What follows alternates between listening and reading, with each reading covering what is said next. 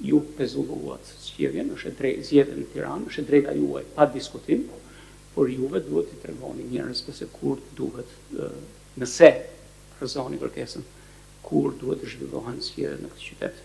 Ne insistojmë shumë ke kjo pjesë, sepse ne konsiderojmë që kjo është forma e vetme racionale, logjikshme, por edhe kushtetuese për zhvillimin e zgjedhjeve pjesëshme në Tiranë. Sigurisht që ne do zbatojmë urdhërimin tuaj kushdo qoftë ai, por ne themi që kjo është rruga e drejtë për zgjidhjen e problemit.